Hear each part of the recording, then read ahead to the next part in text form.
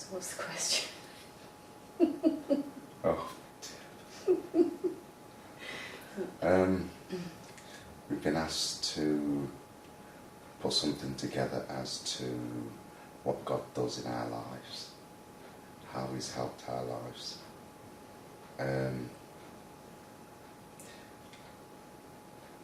I suppose it's a lot stronger now than it used to be. Would you sort of agree? Yeah. In the past, growing up, I suppose, I've always had this feeling of someone watching me. Not intrusive as such, but constantly someone watching me.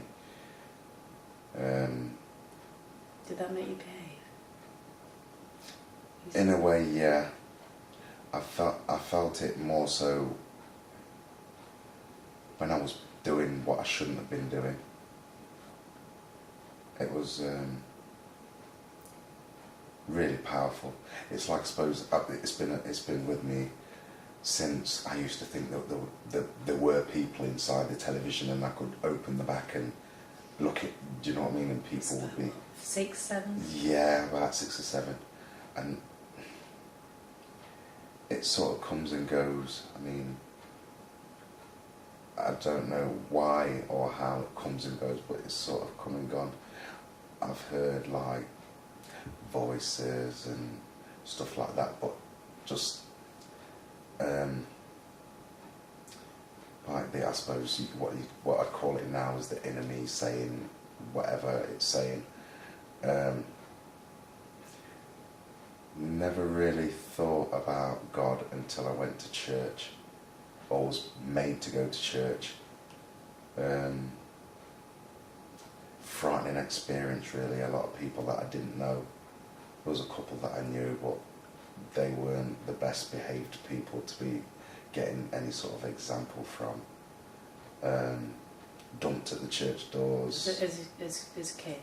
Yeah, dumped at the church doors and sort of, go on in there, I'll pick you up when it's finished. Filled me with more fear than anything. Didn't really enjoy it. Didn't really enjoy it at all. Didn't know what I was going for.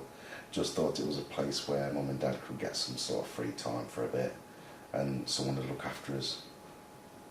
I think as time's gone by, I've felt that feeling more and more with the past that I've had, I suppose. I've felt him a lot more. I've had dreams to sort of guide me and show me what's happening. I've had voices sort of telling me, well, you shouldn't be doing this, you should be doing that. And it's sort of stuck with me. It's sort of like my mum saying, when you're out in that street, make sure you behave yourself, because there's always someone that will come and report back to me. That's how it felt. There's always somebody going to report back to my mum. But because of that feeling of being watched constantly.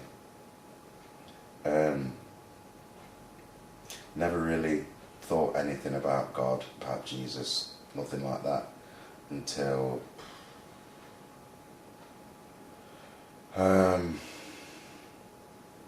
my granddad in America. He moved to America for 30 years after my nana died in a car accident. He turned to God, and he was a minister in America for 20 odd years, and he came to England and he tried to push the Lord down my throat, which I got scared and went the other way and was still being bad. He wrote a book which I read, and when I read it, I sort of grabbed a few concepts from it and thought, yeah, well, possibly.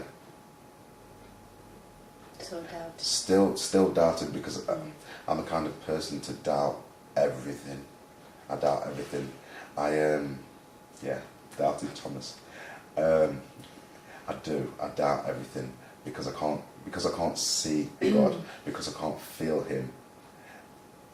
Until I actually felt Him one day, and it was like He was tickling my solar plexus. It felt so overwhelming, joyful, happy. It felt really, really strange. I don't know. I suppose that was about the time when I met you, I think, just before I met you. And I was hearing songs. Well, I've always been into music, and hearing music differently sounded strange. It sounded really strange, like God was almost putting on a track for me to listen to get some sort of meaning from the track. Even though the tracks tend to have no meaning. Yeah, like the Gorillaz new song. I ain't happy, feeling sad, I got sunshine in a bag, I'm useless, but not for long, the future is coming on. And songs like that, it really gripped me, and I felt something's coming, and I don't know what it is, how it's going to happen, but something's coming. And a couple of weeks later, I met you, I think. Well, we were both baptised as babies, weren't we? Yeah. Which was just not so much tradition, but just that's what That's how it everyone was did. done. It was just, never really went to church. I never went to church. Only with school. Mm-hmm. By chance I just was at a St Giles school, so Yeah. I ended up doing a lot of things in church.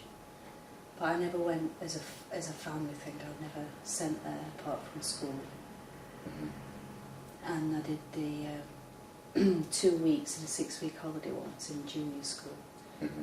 in a chapel which were run by Christians, and that was my experience. That stayed with me forever till now, and I never knew what that experience meant. It was just there. It was just an amazing experience, how they were, how I got taught. And it never really meant that much to me at the time. And I never felt God were watching me. And even if He were, I didn't really mind, because I was just up to no good. And now I'm happy being that way. Mm-hmm.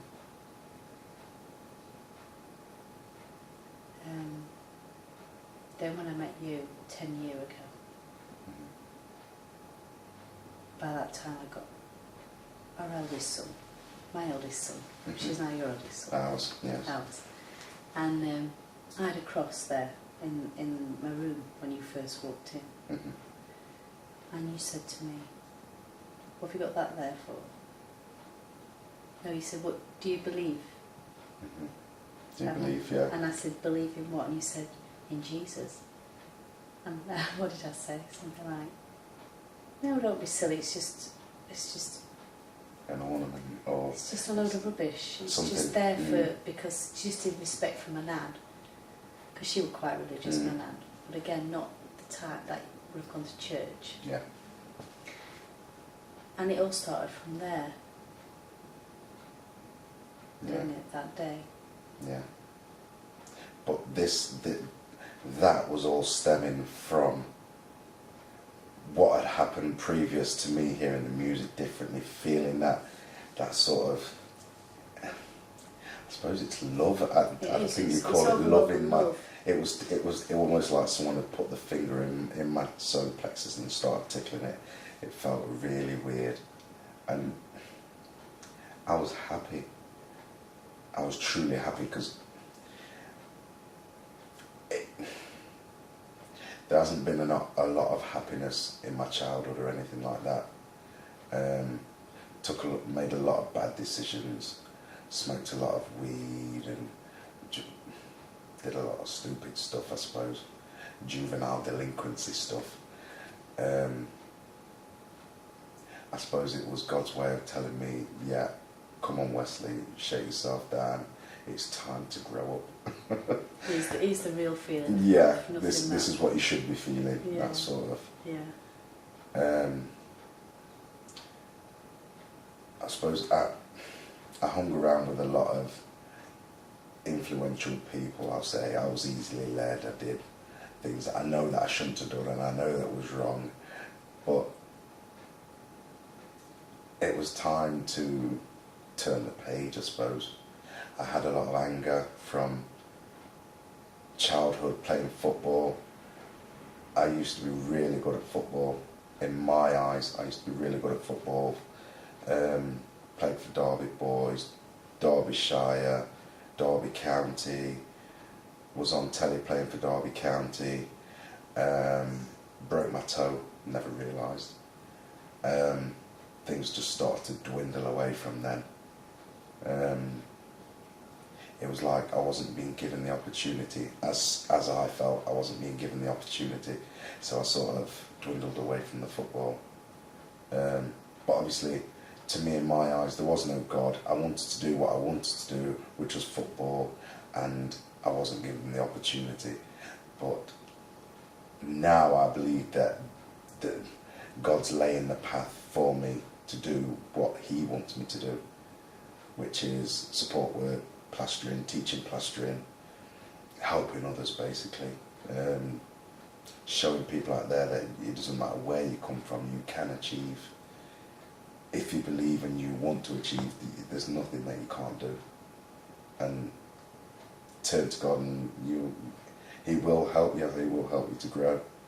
It's hard to believe, it's really, positive. Isn't it? It's positive. Hard to believe, to say to someone it will happen, it will change your life. You can't anticipate how it does it.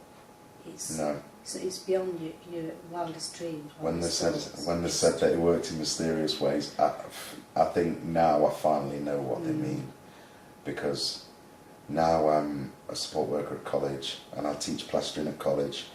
I volunteer once a week at Kirkby Trust. I feel alive. I feel alive for probably the first time in my life. I feel alive. Tired. Tired, very tired. Very tired. Feel like I haven't got time to do much, but everything.